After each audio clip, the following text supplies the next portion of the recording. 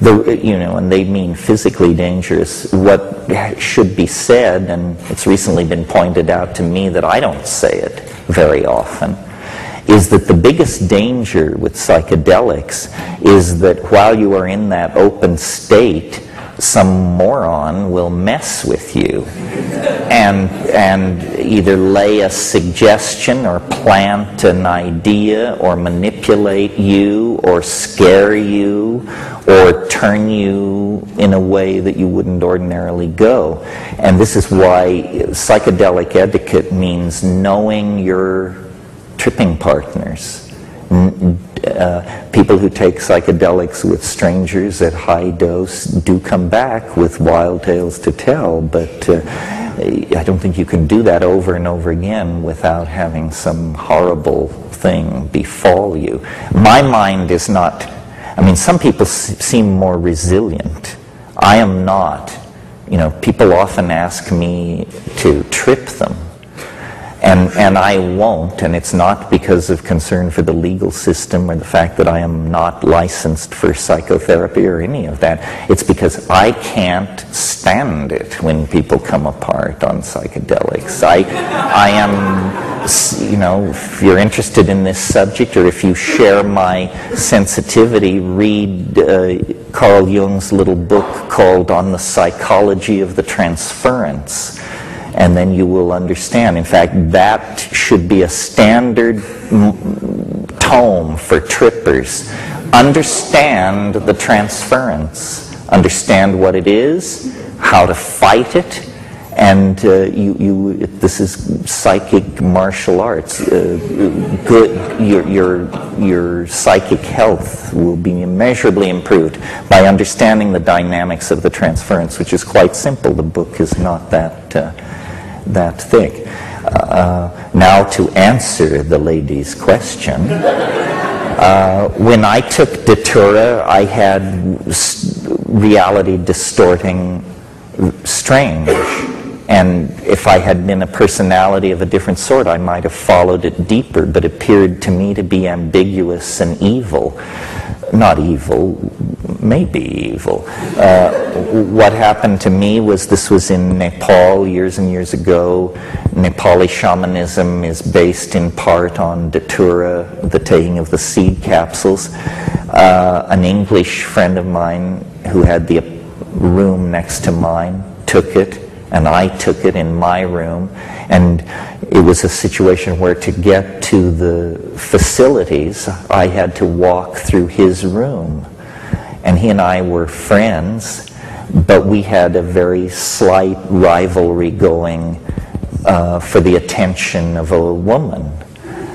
And I think this woman was not aware that either of us was interested in her, but we were both aware that the other one was aware. And midway through my trip, I decided I had to go to the bathroom, and so I stepped through into this guy's room, and they were in bed together, having sex, and I guess I went outside, and then the next morning, after sleeping many hours, I encountered the guy, and I said, how was your trip? And he said, it was wonderful. And I said, yes, well, I saw. And he said, what did you see? And I said, well, I saw that you were with Julieta. And he said, I thought so too. But she wasn't there. And so, what conclusion do we draw from this? That this stuff is, well, I'll tell you what took me off it finally was about a week later, there seemed to be a rash of this Datura taking moving through the traveler community there in this little Nepali village where I lived. And about a week later, I was buying tomatoes in the market, and I encountered a different person, but this English friend of mine. And he told me he'd been taking a lot of Datura, and I said, oh, well, that's interesting. I took it. I don't think I'll be taking it again. And as the conversation developed, I realized he thought we were in his apartment. And we were not. We were in the market. And, you know, this tells you it's time to dry out. Anyway, I use that as a springboard to different subjects. You were very patient. Next question? I hope I can remember what my question is. It's a test.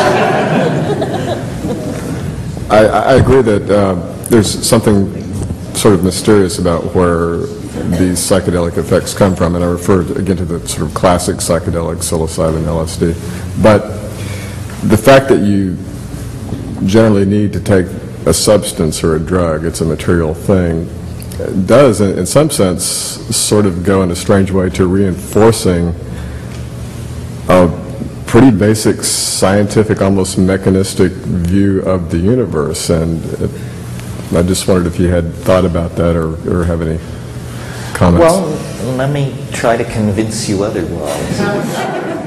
I mean, I see what you're saying. You're saying that because this transformative, possibly spiritual experience is causally connected to the act of taking a matter of a certain type into your body, that it seems to argue for the materialist proposition that mind is an epiphenomenon of the functioning of brain and so forth. Am I restating it right? Well, yeah, sort of, but I wouldn't necessarily go so far as to say that it forces you to conclude that the mind is an epiphenomenon of the brain, but that there is some sort of real validity to chemistry, mathematics, physics, and that you talk about balkanization at this moment, that those things are in some sense far more real than, say, channeling, what did you say? Oh, I see what you're saying. Yeah.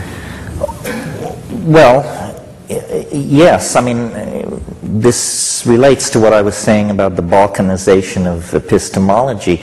It's really strange to me that science is in the act of flinging open the curtains on a staggering vision of what it is to be alive in this cosmos.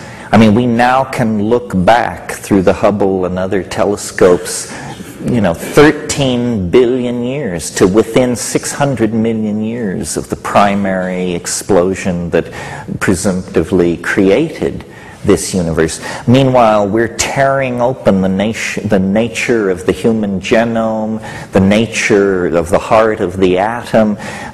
This is the great, great age for the expansion of the scientific vision. But the population is somehow incapable of staying up with what's going on, and so we have the greatest proliferation of occultism in all forms since the 16th century. It's almost as though there's a bifurcation of the culture. The scientific, the makers of new science are going deeper and deeper in the direction that the rest of the public not only cannot follow them into, but is actually headed the other way.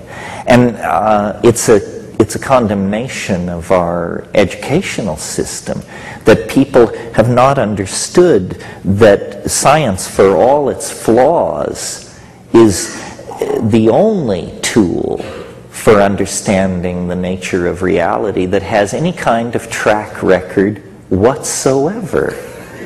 The others just have a story to tell. The Buddha story, the Jesus story, fine stories, but that's all they have is a rap. The amazing, you see, why is science different? Somebody could just say, well, but isn't it just a rap? Well, it is, but it plays by slightly different rules than these other explanatory systems. Science is the only explanatory system where you get points for proving you're wrong. You know? I mean, you form a hypothesis, you publish a paper, then you do further experiments.